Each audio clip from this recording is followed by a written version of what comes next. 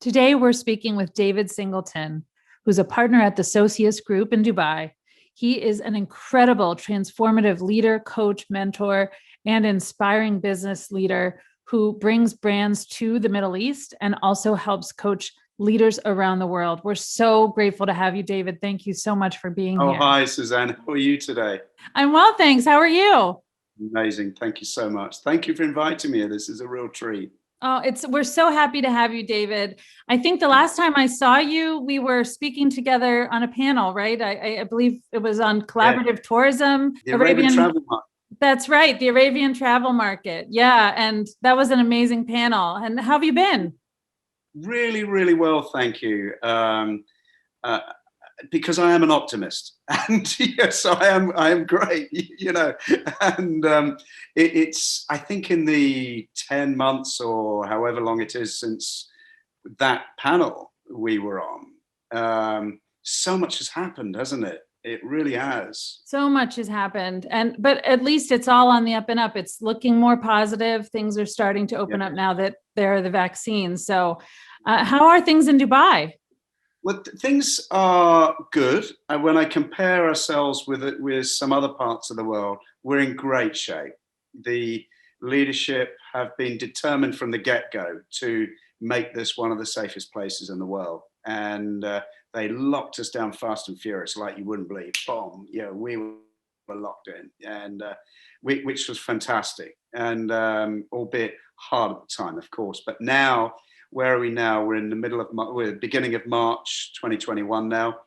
There's over 60% of the population have been vaccinated with at least their first dose. And you know what, Suzanne? There are 9.8 million people living here. They have undertaken over 30 million PCR tests. Yeah, it's extraordinary, and we feel safe.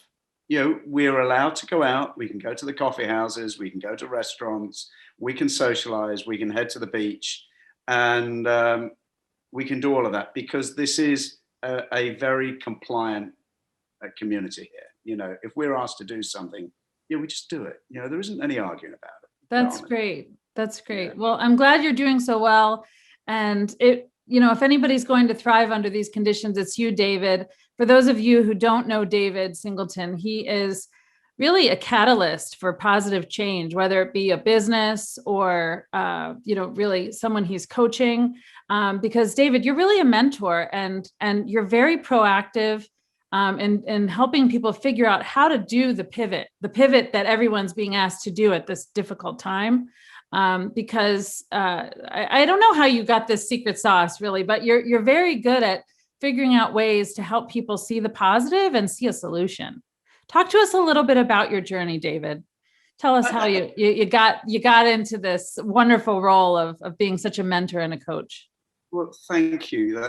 That is kind of you, Suzanne. I guess all my life I have searched to kind of satisfy what David wants to do, what I want to do. Even as a kid, as a 12, 13-year-old kid, I didn't want to rely on my parents for pocket money. So I went out and got myself a job. I knew that I wanted to be a master craftsman, for example. I wanted to be like my great-great-grandfather. So I went and got a job on a Saturday restoring antiques and learning and trying my trade, but that wasn't enough. So I delivered newspapers, I did this, I did that. And so I had my own money. I had my own, and my kind of interdependence of the family. And because my family was a bunch of academics and, I didn't want to be a teacher. I didn't want to go to school. I wanted to be me, a bit of a free spirit and free thinker. And I kind of fell into the job that became my life really,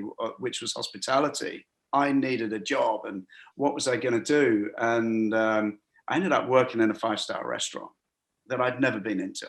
As a kid, we couldn't afford to go to 5-star restaurants, and I just took a chance. I saw a postcard in the post office, and it read "Commie waiter required." I can still picture it in my head, written in pencil. "Commie waiter required. Phone this number 0753 something like that." And go down. So I went down to see it. And this is guy, Pietro Delosa. How I remember these details, I don't, because I can't remember what I did yesterday. Yeah. So And I went to see him, and I thought, wow, this is cool. You know, I want some of this. And he said to me, David, he said, why do you want to be a waiter? And I said, I don't, you know. And he said, what are you doing here? I said, I want to be a restaurant manager. And you're going to teach me. And our relationship started then. And I think it was this position of trust. You know, I trusted him that he'd given me this job, and he trusted me that actually I was going to work hard. And I did double shifts, Suzanne. You know, I'd do my 8 hours in the restaurant. It might be a split shift or whatever, and I'd have 4 hours in the afternoon. What was I going to do in the afternoon? I was going to go and shadow the butchery, or I was going to go in patisserie. I was going to go in the kitchen or room service or whatever, you know. And what's that about, David? What's that about? Because, you know, really, when it comes down to it, I think there are certain people who have a gift of being able to exude confidence.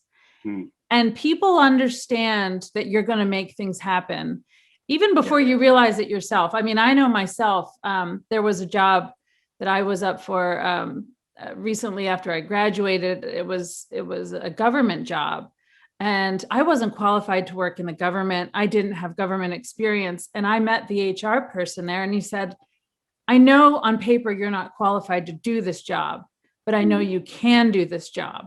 Now, how he saw that in me, I don't know. I got the job and I could do the job. But sometimes there are those people that come up in your life and they just take a leap of faith on you. And it seems like this was one of those moments for you, right? Where he saw your confidence and he felt that you would be successful. And it's true. And I ended up meeting my next boss in the restaurant. And I always remember, when you work in the hotel, there are a few people you make your best friends. And one of them was head of security, because then you knew what was going on. And he was a guy called John Fishwick. And he introduced me to his son-in-law, Kevin Todd, who I served his table. And I was this cheeky waiter, but, you know, and he offered me a job. And but that meant I had to move 100 miles north, which I really didn't want to. You know, I'd only just left home. And the message came down the wire 3 times, and it got to the point, David, I'm going to see Kevin on Monday. I'm picking you up at 8 o'clock in the morning. And it was as simple as that. And then in 2 weeks later, I'd moved, and I was then a restaurant manager. I was 18 and a half years of age, and I was running his restaurant. And incredible. And it kind of went like that. I always believe that if you want to get to the next level, Suzanne, you've got to be there. You've got to walk like that guy. You've got to be like that guy. And I remember a few years later, and I was in Coventry, which is it's right in the middle of England. And my daughter, who was 8 years of age then, was asked to go and play for Coventry City Football Club. And after a few weeks of being on the sidelines and what have you, the then chairman said to me, he said, David, he put his arm around me. I'll never forget it. He said, David, I think you should take over this football club. All right. He said, I said, what does that mean? He said, no, it's fine. There's loads of people in place. They'll do all the work for you. So anyway, long story short, I took over this football club as a chairman, a ladies' football club. Oh my gosh. I'm not an athlete. Wow. I'm certainly not a footballer, but I'm a coach leader. And that's how I kind of describe myself. I'm a coach leader and a mentor. And I asked the kids what they wanted. And we had something like 200 girls of varying ages from 6 to 26 playing for this club. And there were kids who wanted to play for the country, kids who didn't want to be at home for whatever reason, you know, maybe their problems or whatever. So anyway, we created this football club where the girls of Coventry realized their footballing dreams, whatever that was. And so part of the club we formed as a development club. They play football. Other part of the club, they wanted to be elite footballers. So I said, cool.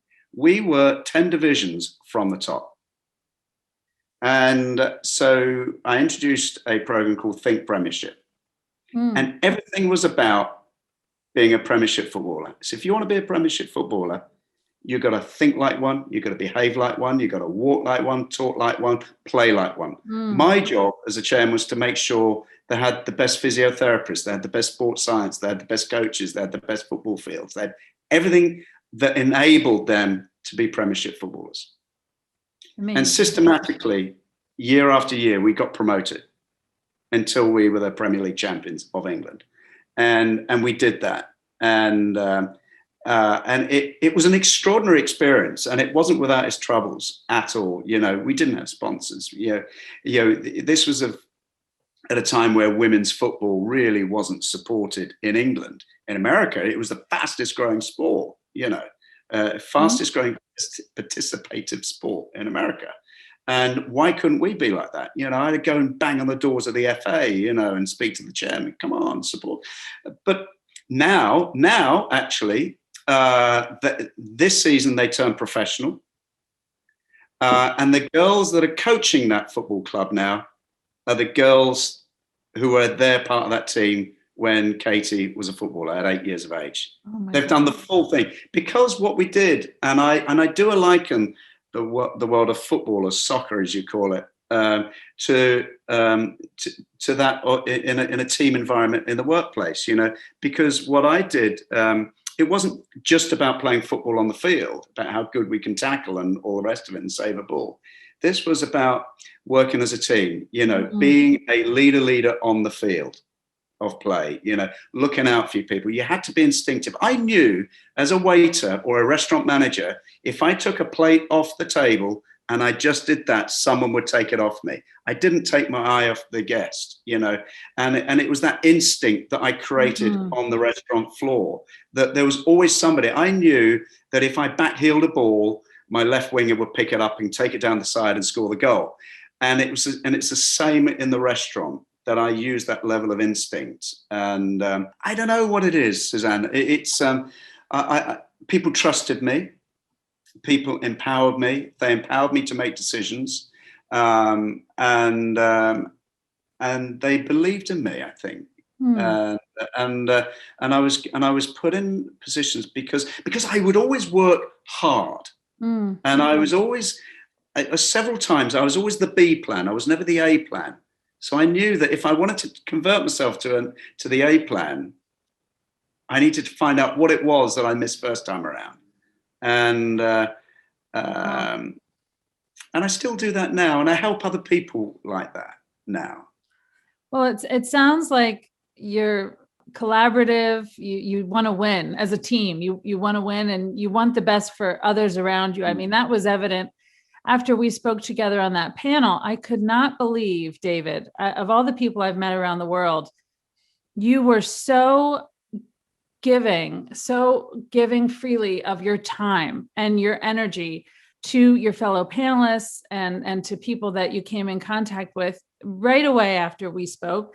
It amazed me at how many people you quickly introduced me to, how you quickly set up a follow-up call, and how you just quickly embraced me into your inner circle. And I actually learned a lot from that, because, we're all learning all the time and growing. And I thought, wow, I said, that is really the way to pay it forward in business, is to really just give freely of your time, give freely of your energy. You did an amazing job. And you introduced me to a few people. I introduced you to a few people. And here we are today, where, we've realized we just have similar goals and energy, and we're on the same wavelength. And how remarkable, because here I am in New York, here you are in Dubai. We've introduced each other to people in California, London, really all over the world. And this is truly what makes the world go round. So I thank you for that, David, because you were, really, really remarkable in that way. And talk to me a little bit more about how you learn that. What is your secret sauce to success? I suppose it is this inner mentor in me, I guess, and my father was an incredible teacher. Yeah, he was a head teacher. And I remember as a kid, him coming home and talking to us about how he would help his kids at school and how he would teach them. And he had an extraordinary way, and he was a great writer as well, great storyteller. And I do miss him at times like now, Wow. where with my this is 10 years this year where I've been working internationally, and I know he would love to hear about the stories in Africa, the stories in Russia and India and what have you. I learned in England, Suzanne, that I wasn't a good connector. I don't think. I think I was, but I've become a better one. I've become a better listener, and I've become a better collaborator because I've had more time to myself. Because I remember in England, I literally worked 80, 90 hours a week, you know, and I sacrificed my home life. I sacrificed my kids growing up. I sacrificed my marriage. I sacrificed so much. And no one ever in the workplace said, you know what, thank you for working weekend, and thank you for not taking your vacation, and thank you for, you know, thank you for sacrificing your life to us. And it wasn't until I went to Russia and I was sitting in a cafe on a Saturday morning having breakfast, having a coffee and reflecting, very self-reflect. And I became a big reflector. And I think it became a much better listener. And I thought, wow, what do I do with this time now? You know, I started to explore. I started to then speak to people I hadn't spoken to for a very long time. I would start to look people up, or, you know, and discover more. And it became very empowering and very enriching. And ever since then, I have this kind of thing about me that every week I make a point of connecting with someone I either have never met before or haven't met for a very long time. That's great. And just before I came on doing this, I followed up on a guy that I mentored a year ago in Amsterdam. We did a deal then for a conference, and I mentored this guy before he went into the den in front of a bunch of dragons. And he's, you know, he's the most least likely businessman. You know, tattoos and shaved head and all the rest of it. But he had this vegan burger joint down in the south coast of England, and he'd flown to Amsterdam to put himself in there, and I mentored him. And so this week is a year to the day where he'd gone and pitched, and I thought, right, how has he gone this last year? And we had this incredible hour of coming together. And in the last year, a lot of his inspiration came from that conference. He's renamed his business. It's now Plant Hustler. And he said, one of the reasons why I called it that, he said, David, he said, because you told me that I had to hustle. Gotta hustle. So that's now, he had the one restaurant brand a year ago. Imagine what we've just gone through. He's now got 8 brands coming out the same door. Incredible. You know? And we had such an enriching conversation, and that spurs me on. Yeah. Yeah. And there's a friend for life there. And I know I've made a difference there, but he's also made a difference in my life as well. That's so enriching and rewarding. And it sounds like you're really helping a lot of people in the hospitality industry reemerge out of this situation. And they're very lucky to have you as a partner as they're expanding into the Middle East. I know you take a lot of businesses into the Middle East and also other places in the world. You've worked all over. Yes. You know, talk to me a little bit about what you're seeing as the way in which these hospitality businesses are pivoting, and you know, what's working for these companies. The hospitality business around the world, Suzanne, is on its knees. You know, and we've all got friends who are restaurant owners and cafe owners and bar owners, and man, it's been a struggle. And I reckon 30% of the industry will not reemerge from this, which is a big number. And just take where you are in New York, you know, huge, enormously heavily invested places on Fifth Avenue will never reopen. Just gone forever. And the optimist in me looks for the opportunity within that. And I reflect a lot again when I look at my days in Moscow, where the oligarchs emerged from times like now, times of crisis, where they would go in and hoover assets up for no money and then flip it. But now I see a generation of entrepreneurs emerge that are more enriching, they are more deserving, they give back, they look for the opportunity, and I do think it's this more empathic world, I think, that we're in. Whether that's because I'm in the Middle East or not, because it is a very empathic environment. But when I talk back with my friends in Russia or in Europe or Africa or India or around the world, America, I see a lot of it, and Yes. I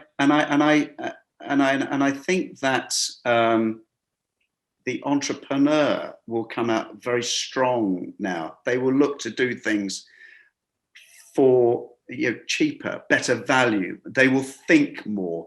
How can I create something that is truly stand out? What is it? This is not just going to be any old coffee house. This is going to be a coffee house with this particular bean, with this particular milk. The uniform is going to be different. I'm going to try harder because I never want to experience this year again. I will learn to do things in a much more affordable way, and I think that's what we'll see emerge out of this. It's almost like a renaissance, right? That we're going to see. We really are going to see a renaissance, and in a way, some of the old businesses had old ways of doing things, and yes, it worked. But now we've, in a way, made room for new ideas and the next generation, and new ways of reimagining the businesses. And I think we're seeing it here in New York too. And there's definitely a movement towards a deeper purpose being tied to business, as you alluded to, in terms of giving back. People, I don't know if it's the pandemic or if it's just the way the pendulum swings in business cycles and life cycles, but the pendulum has definitely swung back towards, okay, we can no longer just be a business that just makes money and that's all we do. We need to go a little deeper and figure out why this business exists beyond that. Yeah. So, we are helping at Relevance, we're helping clients go deeper into their deeper purpose and figure out what's our why, what is really our why beyond making money. And it's very fulfilling to explore that with companies we're consulting with. So I'm sure you're doing the same, right? Very much. Yeah, very, very much. I do agree with that, and I coach a lot of people, either as a paid coach or as a pro bono, or as a friend, or whatever. And there are a lot of people, Suzanne, that are really struggling out there, and I think we're walking into another pandemic, a mental health pandemic. I think where people are seriously struggling. They haven't got a job, and there's no end to this this road. There's middle management, layers of middle management have disappeared, and they're not going to come back for a very long time. And right. So how do these professionals with wives and husbands and families, how do they pivot? And there are people who have never had to go out and network, because they've been in this blue chip with jobs for life. Jobs for life just don't exist anymore. They don't. So I talk to people, and they I just don't know. So I've been talking about doing a lot of personal branding. Sure. Let's talk about you as an individual, and how are we going to make you a marketable product. And I talk about, your job right now is to find a job. You have to be the best hiree out there in the marketplace. And what are we going to do to make you the best asset that sits in front of that interviewer? Absolutely. And it's a lot of soul searching in doing that, and really getting down. What are you truly good at? And when you haven't had to explore that in yourself for a very long time, it's hard. It is. But they really need someone like you, David. And, we're doing something right now I can't really talk about yet, but we're working with some incubators as well on the West Coast. people who maybe were behind the scenes in the past. Maybe they were in the kitchen behind the head chef. Someone who maybe was very much the core of the business, but never got the glory and wasn't the name on the marquee. But now they need to reinvent themselves. And Yes. there are so many talented people out there having to find their way from scratch because they're no longer, tied to that brand that they were previously tied to. So it's a really interesting time for people like us, marketers, coaches, Yes. to really help them. And it's rewarding because we often do see the spark inside them that maybe they don't even realize they have, and what does make them stand out, what is remarkable. And everyone's got it. It's our job to help uncover it. So I know you do a great job with a lot of individuals, but you also help a lot of major companies and brands, franchises, and talk a little bit to us about what you're doing now, and maybe give us some scoop on some of your new projects. Do you know what? I took a phone call middle of last year from someone who I gave her first marketing job out of university to. And she called me up and she said, "Hey, David, wow, I have not spoken to you forever, And she said, "David, we need you." Cool. I'm here for you. And she is now the European marketing director within Anheuser-Busch InBev, the largest brewer in the world. Wow. And first off, I was so proud of her that, she had made it there, and she's there, and it filled me with a tremendous sense of pride that she's there. And then she should call me out and say, "David, we need you." I'm in the Middle East, and being in the Middle East, Suzanne, it takes a long time to work out a new country, new culture, all of that. There's so much to learn, isn't there? Yes. See so many people roll up, I'm bringing marketing to you, and how about we just stand back and just soak it all up and learn, listen.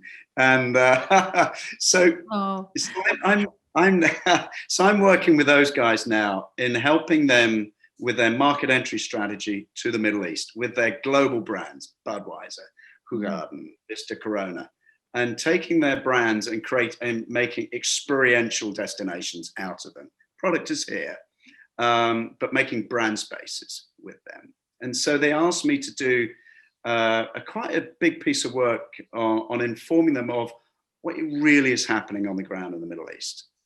And because if you're not in it, you hear all sorts of stories, and and many of them are myths, and where it is the land of the opportunity, but just be cautious. The streets aren't paved with gold. We're not in the Dickensian era here. You've got to work hard for it, and create that point of difference. And so I did a piece of work, and I looked at the UAE, I looked at Bahrain, I looked at Qatar, I looked at Israel, and then Saudi Arabia. And I said, "Let's look at Saudi Arabia." And they said, "Well, we're a brewer, Saudi Arabia is dry." I said, "But how much of your portfolio is zero alcohol?" Oh. And there are 30 million people in Saudi Arabia, 20 million of them in the two of the major cities. The mean age of Saudi Arabia is 29, 30. These guys travel a lot. They like sport. They like gaming. They like hanging out with each other. So let's create this really cool sports bar. Let's connect the world. And then we've got something that we can really sweat an asset, from morning till night. La Liga, baseball in America and the Football League in England. Let's bring it all together with technology, and we'll serve them juice, coffee, Bud Zero, Oh, wow. So we're working on that kind of a project now. How fun. I love that. And once again, David, you've found the workaround. You're the solutions guy. That's incredible. So I'm working from the big guys to the smaller guys, and conceptually, it's the same. Hmm. It's helping people with their global growth strategy, and so I'm not one of these hit and run brokers. Yeah, sure, I'll sell it and collect my fee and off I go. Let's hold your hand all the way through it. And so I'm working with Barney's in America. So Barney's is a 40-year-old legacy coffee brand out of Florida, and helping them with a market entry strategy into Saudi Arabia. It is not easy. And I know, because I know Saudi Arabia, I know the laws there, I know how to unpick things, I know how to talk with them, I know how to engage with them. And Sure. And that's a whole other journey. And it's then to very small entrepreneurs. I'm working with a couple of really cool startups here in the region, not just hospitality. So one is destination car or on-demand car washing, and guys in mopeds, going to your house and cleaning your car with zero water. And so I'm advising them on that strategy. And well, working with you would not be boring, David, because you've got such a fun mix. I mean, this is really exciting. And, and then on top of it, you always have this sense of fun. I don't know. Maybe this is why you can service so many different types of clients. You're so much fun. You're fun to speak with. You're fun to engage with. And I also watch your Instagram, which is fascinating. And I see you always on horses. You've got this passion of horse riding in the desert, right? I mean, it's how romantic. So tell us a little bit about sort of what makes David this enigma David. I love it. When I go back to England, I realized I never had a hobby. I worked all the time, and we weren't encouraged to look after ourselves. We weren't encouraged to be healthy. What do you do? David, you're overweight. Have you thought about that?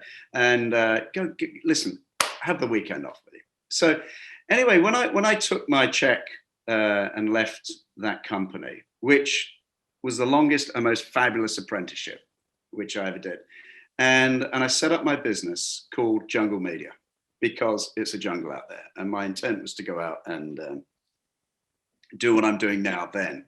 And very quickly I was offered a job to go to Russia and the CIS as a brands director to help this company with their restaurant brands, revitalize them and bring them bring them to global standards. And I figured then, I never thought I'd even go to Moscow for a weekend, let alone go and live and work there for 3 years. Sure. I thought, if I can do this, I can do anything. And every year since then, I've have a goal that I'm going to do something every year that I think I could never do or would never do. Smart. And that's every year I do that. And when I came here, I was marathon training. I wanted to run a marathon by the time I hit a certain age. You like a challenge, David. Totally. And then I thought, wow, wouldn't it be cool to learn to ride an Arabian racehorse in the desert? That'd be really cool. Very cool. Never ridden a horse. So I learned to do that. It's one of the most liberating, amazing things to do, to canter through the desert on horseback where there are no fences or walls to stop you. And you're just free. Yeah. And then I learned to play polo, and which, I mean, golly, that's a challenge. And then I figured, right, I've run 2 marathons, I've learned it, and then I thought, right, I better start doing other stuff now. And one of those things was to become a proper coach. I have this kind of natural coach leadership style that, and one of my mentors, Professor Chris Edger in England, I called him up one day and said, listen, Chris, I've been asked to go and work for Hard Rock. And it's one thing that I've always wanted to do. Since I was a kid, I went into the Park Lane restaurant to have a burger, and I said to myself, I'm going to work for these guys one day. And then I had a phone call from a headhunter, David. I got just a job for you. What is it? Hard Rock. You're going to run EMEA and South Asia. wow. Exciting. What a call. So I called him up and I said, and he said, David, he said, would you just stop all this corporate nonsense? He said, you're a coach. Go to the London Business School and get your coaching accreditation and just coach and mentor people. You're so naturally good at it. Yeah. Well, I then went to work for Hard Rock for 2 years, and that is a whole other story on its own. Sure. There really is. It is a whole other story. And there's another mentor friend of mine in England called Steve Millet said the same thing, just become a coach. And at the beginning of last year, I was asked by a coaching organization in Luxembourg, David, we've heard about you. We need somebody to help us with our growth strategy. Would you please help and advise us? I said, sure. I said, I'll trade you and I'll help you with that. You help me with my coaching accreditation, which is what that works. That works. Yeah. So that was my goal, satisfied for last year. So we're in lockdown. I just spent 90 hours on Zoom. 90 hours, Suzanne. Wow. My eyes were super. I have plasma eyes, and and it was one of the most amazing things I did. And I made friends with coaches. We have this coaching circle of coaches around the world, literally around the world. We learn to coach together properly. That's and that's what I did. So now what I want to do is move over the next 12 to 18 months my world into being more of a coach. But out of that, and you asked me what are the secret things that people never know about me. Last year I was also asked by a friend of mine called Robert Clark to record, or he asked me, he said, and he'd been asking me for this for 3 years. He'd been pestering me, David, I want you to record some masterclasses for my platform. You should. Well, I did. He persuaded me. I did it last year. But in order to do that, I then had to write a lot. So I wrote a framework of my career. And it was such a fascinating thing to do, was to write. And out of that, I've written the framework for what will become my book. I was going to say, you have a book or two in you, David. I know you do. So, so that's fair. I don't know how long it's going to take. But I know it will be fun, whatever it is. It won't be a boring read because you've got a page turner mentality and you're always into something new and exciting and something that you wouldn't think. It's always unexpected with you. So yes, that's true. Something interesting that they like, Arabian horses and Russia and hard rock. And I mean, it's just so exciting. And I love. So Suzanne, you asked me about being positive and being happy and being like that. As leaders, people look to us for inspiration. Our role as a leader is to inspire, is to make people feel good, is to encourage and cheer progress and coach when it's needed. For them not to be afraid if they've made a mistake or it's not going well. It's okay. So what happened? All right. Okay. Right. What have we learned from that? And so I am that optimist, and people say, Dave, wow, you got thick skin, and I guess I do, but I don't want to overburden people with my crap. I'll deal with that, and I guess as a Singleton, as a family of Singletons, we are terrible at talking. So really, are you serious? Real talk. I couldn't. If you phone me up one night and say, hey, David, how are you? Oh, man, I'm feeling rough. I'm feeling low. Business isn't as it has been. It's pretty rough at home. And you don't want to hear that. And we don't. And we like your optimism. But at the same time, David, I find you to be authentic. So, there's a delicate balance there where you're right. We don't want to burden people with, everyone has something, right? Everyone has something, but you have the right balance of being positive, inspiring, high energy, and then also coming across as very real, down to earth, approachable, and authentic. And how exactly do you do that? Because I think that's something a lot of leaders strive for, but they don't really know how to strike that key balance. I think one of the very important thing is the power of active listening. And I had a boss once who always said to me, David, you never listen. You never listen. The reality was that he was never really listening to what I was saying or what I was doing. And I really did listen. And I just wouldn't go away and talk about it. You know, David, you need to do X, Y, Z. All right, I'll just go away and do it. I'm not going to report back. You know, I've just done it. You asked me, I've done it. And that's it. Just take it for granted that I'll do it. But that was in an environment of command and control. And you'll do as I say, you know. And then when I went to work in Russia, and I use Russia as a comparison quite a lot, Suzanne.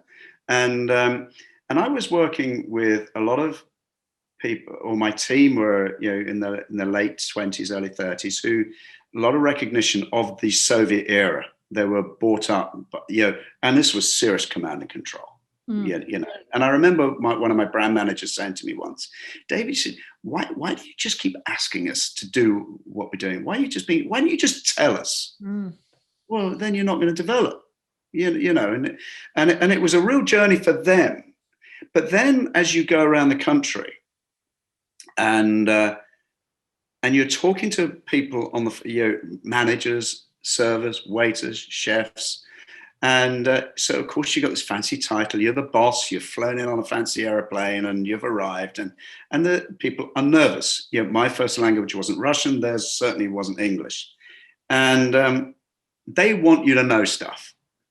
And you're talking to them and you're asking them things that are important. And you've not only have you got to listen through the broken English, you've got to listen to what they really saying, look deep into their eyes and look deep into their voice and think of what are they saying to you. Right, as well as what they're not saying, right? No, exactly. Is this subliminal messaging that you're getting? You know, I'm not being paid. I'm being bullied. Yeah, and all these kind of things. You know, I'm not happy, and you get to it. And I think I had this instinct that I very quickly judged, actually, things aren't quite right. And what am I going to do? And I learned the power of active listening. And I had a coach once, it's a story, when I came to Dubai here. And we had a coach, and he said to me, David, he said, go and have a cup of coffee with someone you'd never have a cup of coffee with. And I said, cool, that's a good idea. And I thought I'm pretty good at talking to my team. And I had a team of about 1,000 then. And I picked this guy, Joma.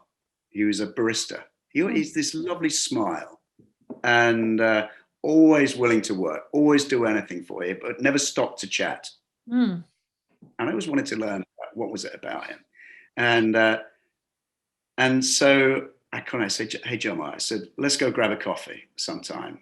And he thought he'd done something wrong, of course. And we sat down, his nerves. Chill out, man. I said, I just want to talk to you. And it was January time. And I said, tell me about your New Year, tell me about Christmas and what have you. And he said, I've just come back from the Philippines. Lovely. How was that? Gone to see your folks?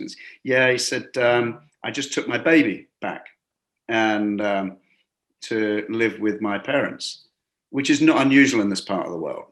And where the grandparents would bring up the children until they could afford for them all to be together. So this was the second child, now back in the Philippines. Oh man, I can't have this. And I said to him, what would it take for you all to be together? How much do you need to earn? And he told me. And I said, all right, my job is to help you get to this position, but you're going to have to earn it. So let's put a plan in place. And I said, how much do you need to earn? And he told me. And I said, that might take a year. Cool, let's do it. So this was in the January. And I went back, and every morning in my team, we have 15 minutes every day, religiously. 9 o'clock, doesn't matter where you are, you're on the phone or you're in my office, it's 15 minutes. How did it go yesterday? What are we doing today? Let's go. We do the same. We do the same. It's so fun. Yeah. And get it going. Yeah, let's go. And so the next morning I said, right, this 15 minutes is all about Jomar. This is our job. Our job as a team is to make sure Jomar gets to this level and earns this much money. Our job is to get his family back together again. So how inspiring. Oh man. So in October of that year, we had this big charity fundraiser of a walk, and I had this tap on my shoulder, and I turned around and there they all were. Oh my gosh. I said, Jomar, I said, what? Oh my God. And we had big hugs. And but we haven't met our plan. You're not there yet. And he said, I believe in us, and I believe we'll get there. Oh, you know, what a story. It's too early here for me to be crying. Come on, David. I know. You know, but wow. As a leader, that is our job as a servant leader, Suzanne. That is fabulous. That is our job to do things like that. What did it cost us? Who won? Everybody. Everybody won. Everybody. And I wrote about that story so my two mentors, Chris Edger and Tony Hughes, who I work with, they wrote a book called Inspirational Leadership and asked me to write a piece. And I wrote about that story. Oh, and I tell it a lot, not because of any other reason that the power of just sitting down and talking to people. You know, it's amazing what you learn when you just sit and talk to people. It is. But also, David, you listen, but you also speak from the heart and give from the heart. So that's really remarkable. And honestly, if more people would do that, the world would just simply be a better place. So I hope that people listen to this and watch this and get inspired to do the same, because everybody has some story like this. I mean, not exactly, such a dramatic situation, but I'm sure that there are lots of people out there who manage someone who has a micro version of this story, right? There's a way you can help them. There's a way you can help lead them to a solution. So I think that we should all take that away and really think about how do we make those little baby steps towards just improving the lives of the people around us, because it really is inspiring. And I can see where it is so fulfilling to you too. You light up when you speak about it. And it's why you want to do more coaching, right? Because it's so rewarding, and you're very, very good at it and dynamic. And, you know, I know you're doing a lot of exciting work currently, helping everyone with, leading them out of this pandemic and situation, doing more coaching, and you're really manifesting an even new future for yourself where, hopefully there's a book, and who knows, because you're constantly connecting, you're constantly paying it forward, and it's just exciting to watch. Honestly, it's really inspiring, David. Any other parting thoughts you want to leave the guests with, in terms of, ways that they can make a difference? Go and have a cup of coffee with someone you'd never normally have a cup of coffee with, and do that. But also never forget your rookie skill, because that's what got you there. All I am is just a cool waiter. I run restaurants, and I like talking to people. So never forget your rookie skill. And if it means going back to the floor or going back and talking to those boys and girls and talk about your war stories and listen to the kids on the floor. And because I'm going to go off and tell another story. When I was with Hard Rock, and we used to do these kind of, the royal tours, the president's arriving, all who are, sprinkling petals on the floor in front of them. And it was a bit like that. Mm-hmm. And what I would do on this trip, I just peel off on the back, and I just go and talk to the waiters and talk to the guests and talk to the manager. They can go off and look at spreadsheets and stuff. And so never forget your rookie skill. and take time out and have a cup of coffee with someone that you wouldn't normally do. And it'd be the best hour that you'll spend that week. Well, this has been so enlightening and such a pleasure, David. Really. I've loved it. I really enjoy speaking with you. I could speak to you all day, honestly, but I thank you so much for coming on the show. I really enjoyed it. And you've inspired me. I'm going to go have a cup of coffee. I'm going to set up some coffees after this. So thank you. Thank you so much, David. Loved it too.